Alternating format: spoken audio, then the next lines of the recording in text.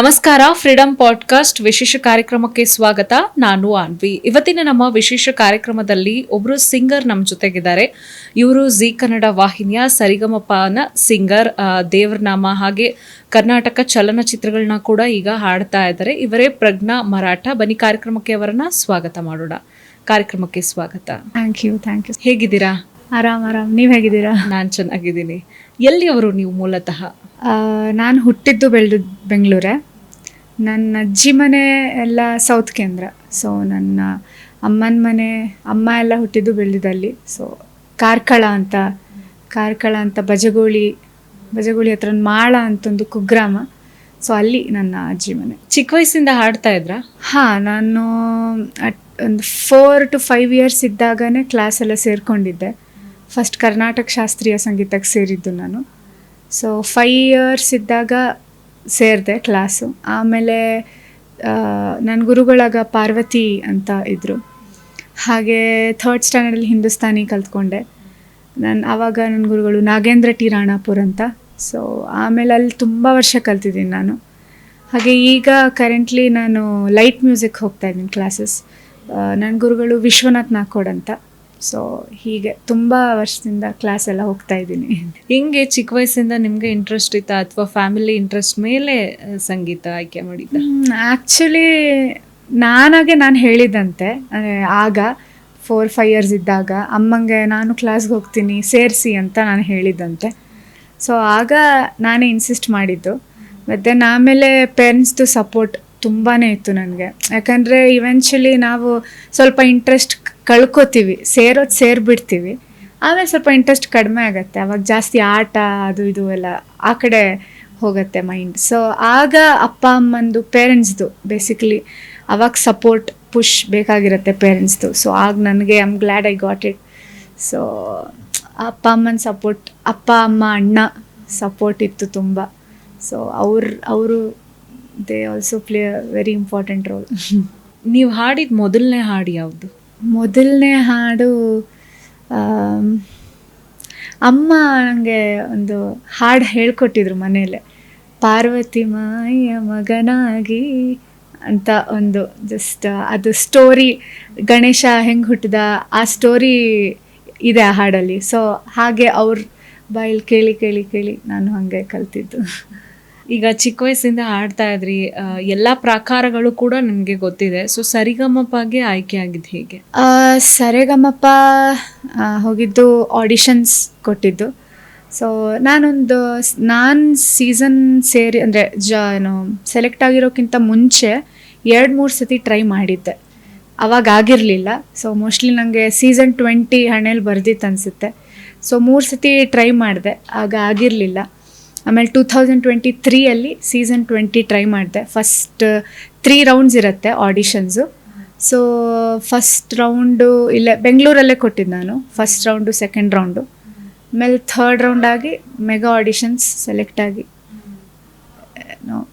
ಚೆನ್ನಾಗಾಯಿತು. Auditions ಮೂಲಕನೇ ತುಂಬ ಜನ ಇದ್ದರು. ಎಷ್ಟು ಟೋಟಲ್ 35,000 ಜನ ಅಪ್ಲಿಕೆಂಟ್ಸ್ ಇದ್ದಿದ್ದು ಎಲ್ಲ ಕರ್ನಾಟಕ ಫುಲ್ ಸೇರಿ. ಸೊ ಅದರಲ್ಲಿ ಸೆಲೆಕ್ಟ್. ಆಡಿಷನ್ಗೆ ಏನಾದರೂ ಪ್ರಿಪ್ರೇಷನ್ ಮಾಡಿದ್ರಾ? ಹಾಂ, ತುಂಬ ಪ್ರಿಪೇರ್ ಆಗಿದ್ದೆ. ಎಲ್ಲ ಜಾನರ್ಸು ಅಂದರೆ ಭಾವಗೀತೆ, ಭಕ್ತಿಗೀತೆ, filmy, melody, fast beat, so ಎಲ್ಲ ಜಾನರ್ಸ್ ಪ್ರಿಪೇರ್ ಆಗಿದ್ದೆ. ಸೊ ಫಸ್ಟ್ ರೌಂಡ್ ಚೆನ್ನಾಗಾಯಿತು. 3 ಹಾಡು ಕೇಳಿದ್ರು ಫಸ್ಟ್ ರೌಂಡು. ಸ್ವಲ್ಪ ಪಾಸಿಟಿವ್ ಅನಿಸ್ತು ನನಗೆ. ಮೋಸ್ಟ್ಲಿ ಆಗ್ಬೋದು ಏನೋ ಸೆಕೆಂಡ್ ರೌಂಡ್ ಅಂತ ಅಂದ್ಕೊಂಡೆ. ಸೆಕೆಂಡ್ ರೌಂಡ್ ಕಾಲ್ ಬಂತು. ಅಲ್ಲೂ 2 ಹಾಡು ಕೇಳಿದ್ದು. ಸೊ ಮೋಸ್ಟ್ಲಿ ಈ ಸತಿನೂ ಹೋಯ್ತು ಅಂತ ಅಂದ್ಕೊಂಡಿದ್ದೆ. ಅಂದರೆ ಈ ಆಡಿಷನಲ್ಲಿ ಯಾವ ಥರದ ಸಾಂಗ್ಗಳನ್ನ ನೀವು ಫಸ್ಟ್ ಹಾಡಿದ್ರಿ? ಫಸ್ಟ್ ಆಡಿಷನ್, ಸೆಕೆಂಡ್ ಆಡಿಷನಲ್ಲಿ? ಫಸ್ಟ್ ಆಡಿಷನ್ಸಲ್ಲಿ ನಂದೊಂದು ಸ್ವಲ್ಪ ನಾನು ಸ್ವಲ್ಪ ಸ್ಟ್ರಾಂಗ್ ಇದ್ದಿದ್ದು ಮೆಲಡಿ ಅಂತ. ಸೊ ನಾನು ಮೆಲಡಿಯಲ್ಲಿ ಮೋಸ್ಟ್ಲಿ ಚೆನ್ನಾಗಿ ಹಾಡಬಹುದು ಅಂತ ಅಂದ್ಕೊಂಡು ಮೆಲಡಿ ಹಾಡಿದೆ. ಸೊ ಫಸ್ಟ್ ನಾನು ಹೇಳಿದ್ದು ಕೃಷ್ಣ ನೀ ಬೇಗನೆ ಬಾರೋ ಅಂತ. ಸೊ ಆ ಹಾಡು ಹಾಡಿದ್ದು ಫಸ್ಟ್. ಹಾಡಿ ನಮ್ಮ ವೀಕ್ಷಕರಿಗೋಸ್ಕರ.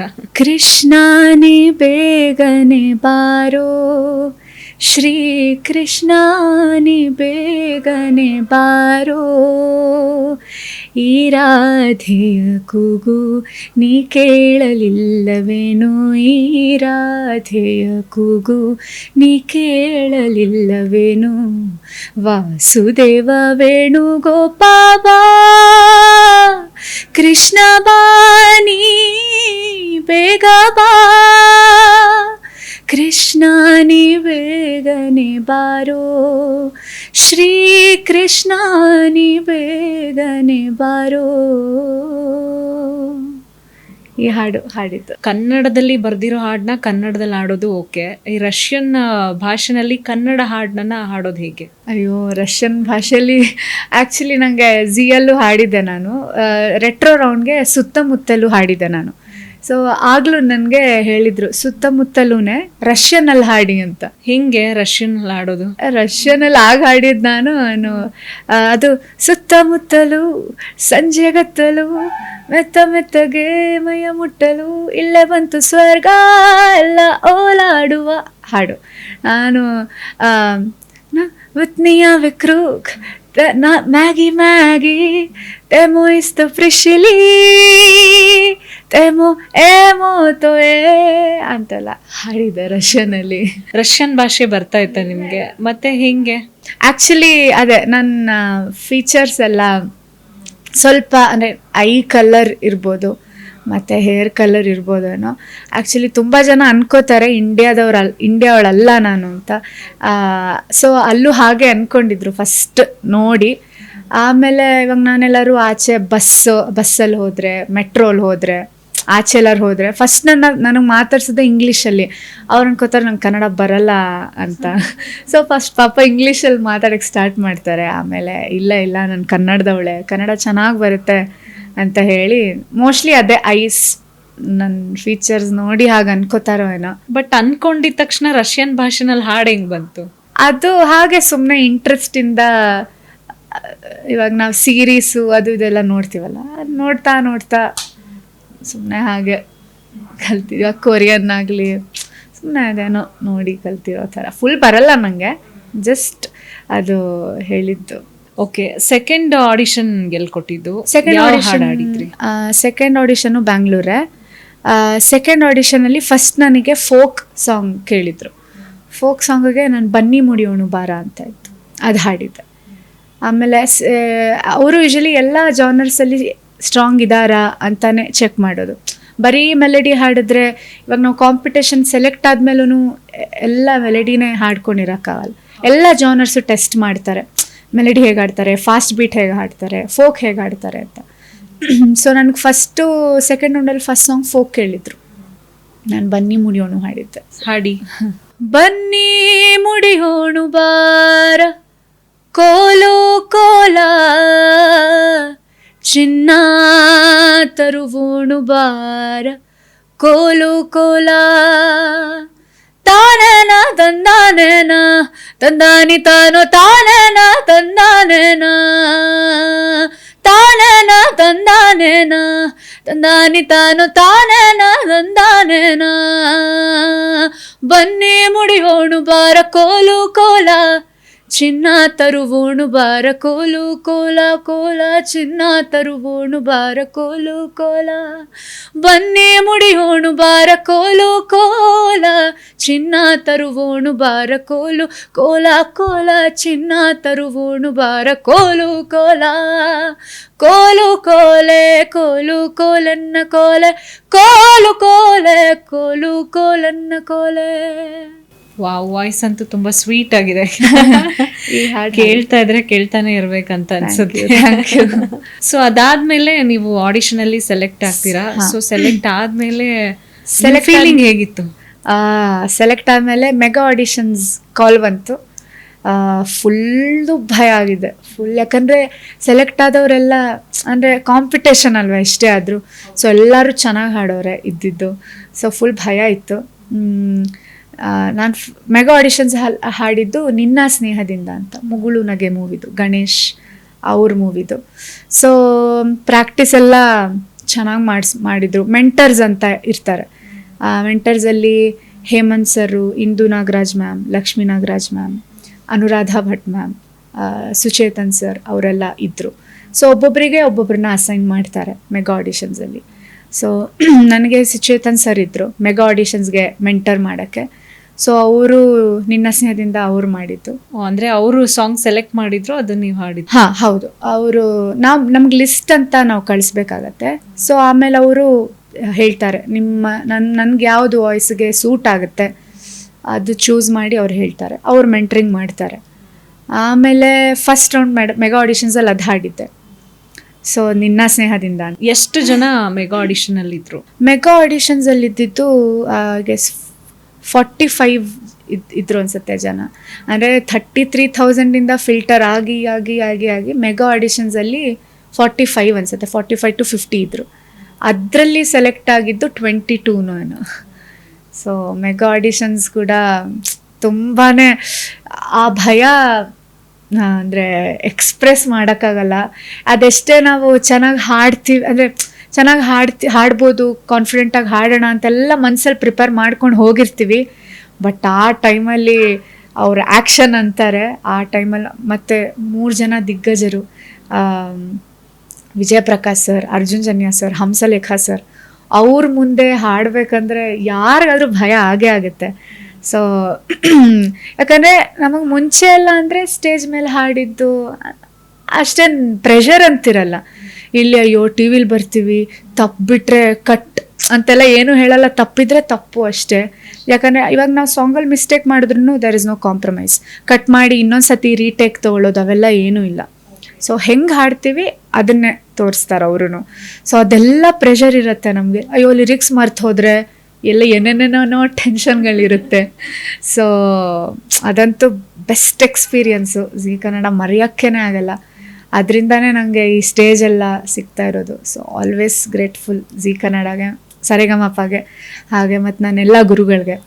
ಸೊ ಹಾಗೆ ಮೆಗಾ ಆಡಿಷನ್ಸ್ ಆಗಿದ್ದಲ್ಲಿ ಯಾವ ಥರ ಪ್ರಿಪರೇಷನ್ ಲೆವೆಲ್ ಇತ್ತು ಅಂದರೆ, ಮನೇಲಿ ಇರಬೇಕಾದ್ರೆ ಮೆಟ್ಲು ಹತ್ಬೇಕಾದ್ರೆ ನಿನ್ನ ಸ್ನೇಹದಿಂದ, ಮೆಟ್ಲು ಇಳಿಬೇಕಾದ್ರೆ ನಿನ್ನ ಸ್ನೇಹ, ಸ್ನಾನ ಮಾಡ್ಬೇಕಾದ್ರೆ ನಿನ್ನ ಸ್ನೇಹದಿಂದ, ಊಟ ಮಾಡ್ಬೇಕಾದ್ರೆ ಬರೀ ಅಂದರೆ ಆ ಲೆವೆಲ್ಗೆ ಭಯ ಇದ್ದು ಪ್ರಿಪರೇಷನ್ ಆ ಲೆವೆಲ್ಗೆ ಇರ್ತಿತ್ತು. Pressurise feel ಇರ್ತಿತ್ತಲ್ಲ. ಸೊ ಚೆನ್ನಾಗಿ ಹಾಡಲೇಬೇಕು, ಸೆಲೆಕ್ಟ್ ಆಗಲೇಬೇಕು ಅಂತ. ಸೊ ತುಂಬ ಭಯ ಇತ್ತು. ಚೆನ್ನಾಗಾಯಿತು, ನಿನ್ನ ಸ್ನೇಹದಿಂದ ಹಾಡಿದ್ದೆ. ಏನಾದರೂ ಎಕ್ಸಸೈಸ್ ಏನಾದರೂ ಮಾಡಿದ್ರಾ ನೀವು ಸಾಂಗ್ ಚೆನ್ನಾಗಿ ಬರಬೇಕಂತ? ವಾಯ್ಸ್ ಎಕ್ಸಸೈಸು ಏನು ದಿನ ಬೆಳಗ್ಗೆ ಮಾಡ್ತೀನಿ. ಸೊ ಅವತ್ತೂ ಮಾಡಿದ್ದೆ. ಏನಿಲ್ಲ, ಸ ಪ ಸ ಶ್ರುತಿಗೆ ಒಂದು 10 ನಿಮಿಷ ಅದೇ ಎಕ್ಸಸೈಸ್ ಮಾಡಿ, ಲಿಪ್ ರೋಲು ಅದೆಲ್ಲ ಬರುತ್ತೆ, ಸ್ವಲ್ಪ ಸರ್ಟನ್ ಎಕ್ಸಸೈಸ್ ಇದೆ, ಯೂಟ್ಯೂಬಲ್ಲೆಲ್ಲ ಸಿಗುತ್ತೆ. ಸೊ ಅದನ್ನು ಎಕ್ಸಸೈಸ್ ಮಾಡಿ ಫಸ್ಟು ಗಂಟ್ಲು ವಾರ್ಮಪ್ ಮಾಡಿ, ಆಮೇಲೆ ದೇವ್ರಿಗೆಲ್ಲ ನಮಸ್ಕಾರ ಮಾಡಿ ಹೋಗಿ ಹಾಡಿದ್ದು. ಈಗ ಸರಿಗಮಪಗೆ ಸೆಲೆಕ್ಟ್ ಆದಮೇಲೆ ನಾನು ಸೆಲೆಕ್ಟ್ ಆಗಿದ್ದೀನಿ, ವಾಯ್ಸ್ ತುಂಬ ಇಂಪಾರ್ಟೆಂಟ್, ನಾನು ಹತ್ತಿನಲ್ಲ ಆ ಥರ ಏನಾದರೂ ಇತ್ತಾ ಕಾನ್ಷಿಯಸ್? ಆ್ಯಕ್ಚುಲಿ ಇತ್ತು. ನನ್ಗಿಂತ ಜಾಸ್ತಿ ಪಾಪ ನನ್ನ ಪೇರೆಂಟ್ಸ್ಗೆ, ಅಣ್ಣಂಗೆಲ್ಲ ಇತ್ತು. ಏನಾರು ಐಸ್ ಕ್ರೀಮ್ ನಂದು ಹಾಂ ಐಸ್ ಕ್ರೀಮ್ ತಿಂತೀನಿ ಅಂತ ನಾನು ಹೇಳ್ತಾ ಇದ್ದೆ, ಬಟ್ ಅವರು ಬೇಡ ಬೇಡ ಬೇಡ ಅಂತ ಹೇಳ್ತಿದ್ರು. ಸೊ ಆ್ಯಕ್ಚುಲಿ ನನ್ನ ಮೆಗಾ ಆಡಿಷನ್ಸ್ ಟೈಮಲ್ಲೂ ನನ್ನ ವಾಯ್ಸ್ ಹೋಗಿತ್ತು, ಅಂದರೆ ಸ್ವಲ್ಪ ನೆಗಡಿ ಬರೋ ಥರ ಇತ್ತು. ಸೊ ಆವಾಗಲೂ ಪಾಪ ನನ್ನ ಕೆಲವು ರಿಲೇಟಿವ್ಸು ಅಲ್ಲಿ ಶೂಟಿಗೆ ಬಂದು ಜಿಂಜರ್ ಟೀ ಅದೆಲ್ಲ ಮಾಡಿಕೊಟ್ಟು ಕುಡಿದು ಆ ಥರ ಎಲ್ಲ ಇರ್ತಿತ್ತು. ಕಷ್ಟ ಆಗಿತ್ತು. ನನ್ನ ಶೂಟಿಂಗು ಎಲ್ಲ ರಾತ್ರಿ ಇರ್ತಿತ್ತಲ್ಲ. ಸೊ ವಾಯ್ಸ್ನ ಕಾಪಾಡ್ಕೊಳ್ಳೋದು ತುಂಬ ಕಷ್ಟ ಅಂತ. ಹೌದು, ಕಷ್ಟ. ಮತ್ತು ನಾವು ತುಂಬ ಕೇರ್ಫುಲ್ ಇರಬೇಕು. ಎಷ್ಟಾಗತ್ತೋ ಅಷ್ಟು ಕೇರ್ ತೊಗೋಬೇಕು. ಯಾಕಂದರೆ ಸ್ವಲ್ಪ ಕೆಲವ್ರದ್ದು ಸೆನ್ಸಿಟಿವ್ ಇರುತ್ತೆ, ಏನು ತಿಂದ ತಕ್ಷಣ ಹೋಗೋ ಚಾನ್ಸಸ್ ಎಲ್ಲ ಇರುತ್ತೆ. ಮತ್ತು ಆ ಟೈಮಲ್ಲಿ ಎಸ್ಪೆಷಲಿ ನಾವು ರಿಸ್ಕ್ ತೊಗೊಳಕ್ಕಾಗೋದೇ ಇಲ್ಲ. ಇರಲಿ ಬಿಡು ಇವತ್ತೊಂದು ದಿನ ಐಸ್ ಕ್ರೀಮ್ ತಿನ್ನೋಣ, ಆ ಥರ ಎಲ್ಲ ಆಗೋದೇ ಇಲ್ಲ. ಅದೇ ನಾವು ಫೋಕಸಿಂಗ್ ಆಗಿದ್ರೆ ಆ ಟೈಮಲ್ಲಿ ಎಫೆಕ್ಟ್ ಆಗೇ ಆಗುತ್ತೆ. ಎಸ್ಪೆಷಲಿ ಆ ಟೈಮಲ್ಲೇ ಎಲ್ಲ ಕಷ್ಟಗಳು ಎಲ್ಲ ಬರೋದು ಚಾಲೆಂಜಿಂಗ್ ಇರ್ತಿತ್ತು. ಸೊ ಅಟ್ಮೋಸ್ಟ್ ಕೇರ್ ತಗೊಳ್ಳೇಬೇಕು. ಸೊ ಆಮೇಲೆ ಎಪಿಸೋಡ್ಸ್ ಎಲ್ಲ ಸ್ಟಾರ್ಟ್ ಆದಮೇಲೆ ಪ್ರಿಪ್ರೇಷನ್ ಎಲ್ಲ ಹೇಗಿತ್ತು? ಮೆಂಟರ್ಸ್ ಯಾವ ರೀತಿ ಸಪೋರ್ಟ್ ಮಾಡ್ತಾ ಇದ್ರು? ಪ್ರಿಪ್ರೇಷನ್ ಮೆಗಾ ಆಡಿಷನ್ಸ್ ಆದಮೇಲೆ next round mentor selection round ಅಂತಿರುತ್ತೆ. ಆವಾಗ ಆಲೋಚನೆ ಆರಾಧನೆ ಹಾಡಿದ್ದೆ ನಾನು. ಸೊ ಆ ಸಾಂಗಿಗೆ ಹೇಮಂತ್ ಸರ್ ಅವರು ನನಗೆ ಬಜರ್ ಓದಿದ್ರು. ಸೊ ಅವ್ರ ಟೀಮ್ ಹೇಮಂತ್ ಸರ್ ಅಲ್ಲಿದ್ದೆ. ಸೊ ಪ್ರಿಪ್ರೇಷನ್ ಅಂತೂ ತುಂಬ, ಎಲ್ಲ ಮೆಂಟರ್ಸ್ ಕೂಡ ಚೆನ್ನಾಗಿ ಮೆಂಟ್ರಿಂಗ್ ಮಾಡ್ತಾಯಿದ್ರು. ನನ್ನ ಮೆಂಟರ್ ಹೇಮಂತ್ ಸರ್ ಆದ್ರಿಂದ ಅಂದರೆ ಜಾಸ್ತಿ ಸ್ಟ್ರಿಕ್ಟು ಅದಕ್ಕಿಂತ ಕೂಲಾಗಿ ಮಜಾ ಇರ್ತಿತ್ತು ಸರ್. ಅಂದ್ರೆ ಪ್ರಾಕ್ಟೀಸ್ ಎಲ್ಲ ಇರ್ತಿತ್ತು. ಹೌದು. ಅಂದರೆ ಇವಾಗ ವಾರದಲ್ಲಿ ಒಂದಿನ ಶೂಟಿಂಗ್ ಅಂದರೆ ಅದ್ರ ಪ್ರೀವಿಯಸ್ ಡೇ ಫೈನಲ್ ಬ್ಯಾಂಡ್ ಅಂತೆಲ್ಲ ಇರುತ್ತೆ, ಪ್ರಾಕ್ಟೀಸ್ ರಿಹರ್ಸಲ್ಸು. ಅದಕ್ಕಿಂತ ಮುಂಚೆ ಮೆಂಟ್ರಿಂಗ್ ಅಂತ. ಅಂದ್ರೆ ಸ್ಟೇಜ್ ಅಲ್ಲೇನೆ ರಿಹರ್ಸಲ್ ಮಾಡಿದ್ದುಂಟಾ? ಹೌದು, ಸ್ಟೇಜಲ್ಲೇ ಮಾಡ್ತೀವಿ. ಅಂದರೆ ಶೂಟ್ ಅಲ್ಲ, ಅದು ಜಸ್ಟ್ ಮ್ಯೂಸಿಷಿಯನ್ಸ್ ಜೊತೆ ಒಂದ್ಸತಿ ಮಾಡಬೇಕಾಗತ್ತೆ. ಸೊ ಪ್ರಾಕ್ಟೀಸ್ ಅಂತೂ ತುಂಬ ಚೆನ್ನಾಗಿ ಕೊಡ್ತಾರೆ, ನಮಗೆ ಚೆನ್ನಾಗಿ ಪ್ರಿಪೇರ್ ಮಾಡ್ತಾರೆ.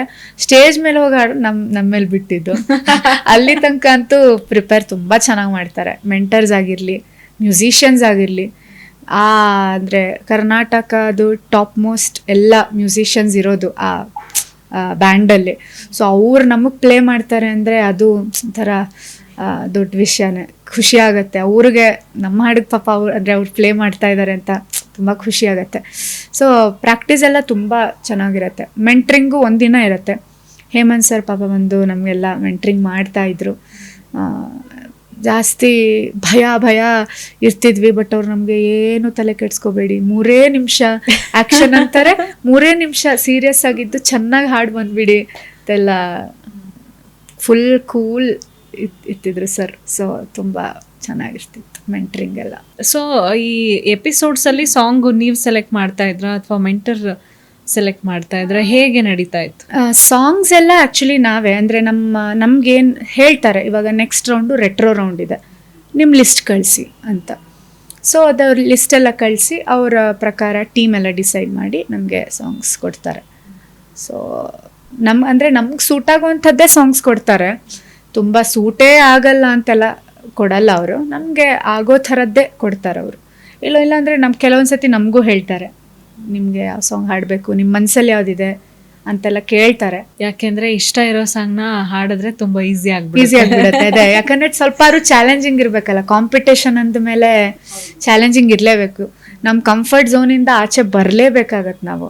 ಸೊ ನಮಗೆ ಈ ಹಾಡು ಮುಂಚೆ ನಾನು ತುಂಬ ಸತಿ ಹಾಡಿದ್ದೀನಿ, ಈ ಹಾಡೇ ಹಾಡ್ಬಿಡೋಣ ಆ ಥರ ಎಲ್ಲ ಇಲ್ಲ.